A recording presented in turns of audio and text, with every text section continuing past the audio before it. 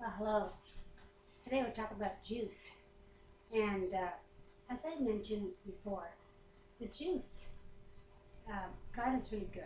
He wants us to have a no-brainer for our health. So He's color-coded juice that we should drink and consume, and the plants we should eat so that we're healthier.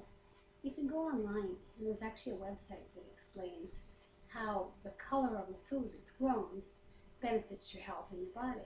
And for instance, anything red, like strawberries and rhubarb and other such things, and even grape juice, are really good for your blood and your organs. So today we're going to talk about juicing rhubarb.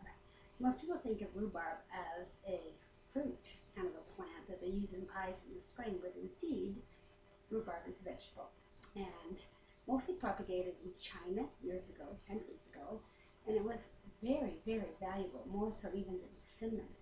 And they used not only the stalk of the rhubarb plant, but the root for medicinal and herbal remedies.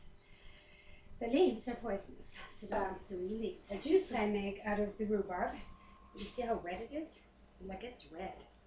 And I just basically put it through a juicer, and then I freeze it in ice cube trays, and then I pop the little cubes out, and I store them. And this is pure rhubarb juice. And when I make up a jug of juice in the summer, anything all year long, I've got this huge bag, and I'm going to have more because I'm still doing it, of ice cubes that are actually rhubarb cubes that I'm storing in my freezer to add to my juices through the winter, so I continue to have healthy organs and healthy blood all year round. And I'll wash these trays out, and today I'm actually juicing carrots because I have an abundance of carrots, which is also a wonderful juice, and it's orange. And the orange products, I think, are the ones that help you to get rid of cancer cells and tumors. So I'll have to look that up. I have it all written down somewhere, about the color coding of things we eat and how they work with healing our body. So it's simple to do. So today I'm going to take you through a quick little juicing episode and show you how simple it is to stay fit and get fit with what you eat. So don't go away, I'll be right back.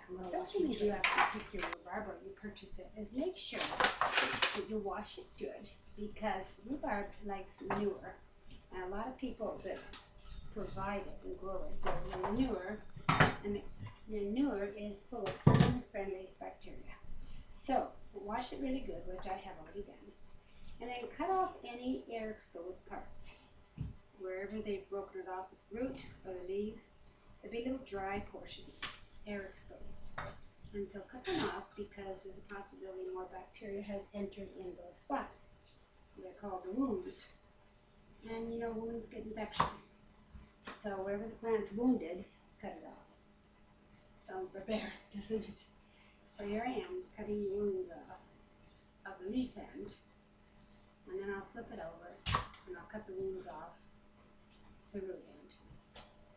I have a wonderful friend who every year makes sure I get lots of rhubarb. But it comes out of a farmyard, and I'm not sure what kind of animals are grazing in the farmyard near the rhubarb. So even though it comes looking fairly clean, it's better not to take chances with your health. Especially now, this year, when there's a bacterial infection going through Germany and Europe that's killing people. And it's going back to, I think it was actually cucumber from a farm, whatever it is they did to process it and grow it, that bacteria is causing a deadly virus.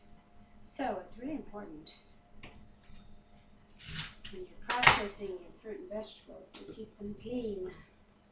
And if they've got a wound on the body of them, cut that off as well. There we go. Now, if you've multiply handled this, it's really good to wipe it down. Keep your cutting board and your knife clean and bacteria free. I use vinegar, inexpensive, and it's an excellent source of protection for cleaning your counters and your cutting board. So I just like to wipe everything down with vinegar again. So now that I've cut off all the portions of the rhubarb, just in case there's been cross-contamination, I'm going to go ahead and rinse it one more. It's been washed and cut and re-washed, and now we're ready to make juice out of it. So I have a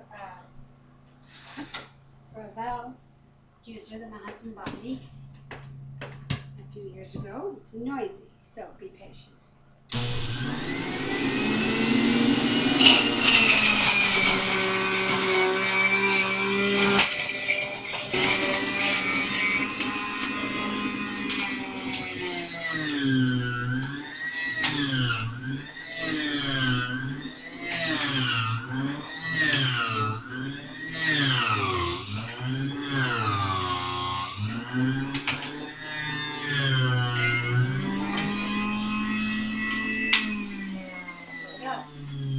So I go to the dollar store buy one of my plastic products. It took a little longer. I have a mess on my table. And for $1 at the dollar store, you get your little ice cube trays. And they have some in there now that come with a little lid, which is kind of cool. For two reasons. You might not spill it that way going into the freezer. And also it won't take up any unpleasant odors. It won't be absorbed into your trays while it's being stored. So now we're just going to pour this nice red rhubarb juice, and if you can see when I pour it, it's brilliant red. Can you see how brilliantly red that is?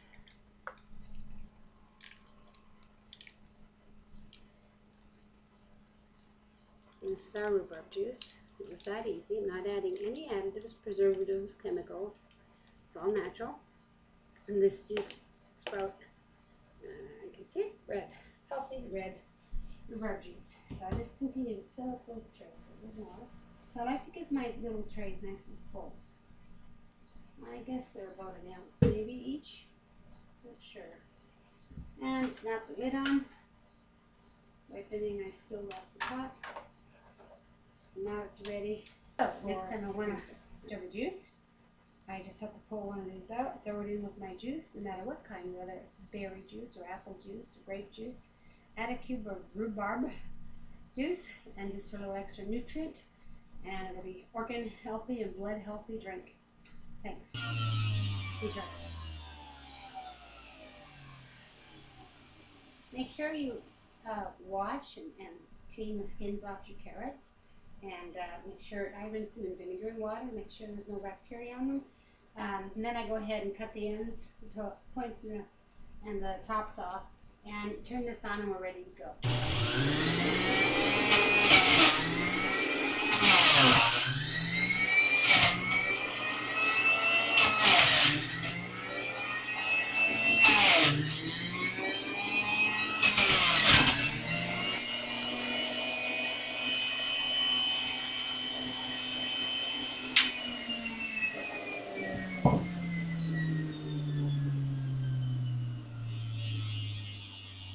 Now that amount of carrots, which was at least a dozen, produces about a liter of juice.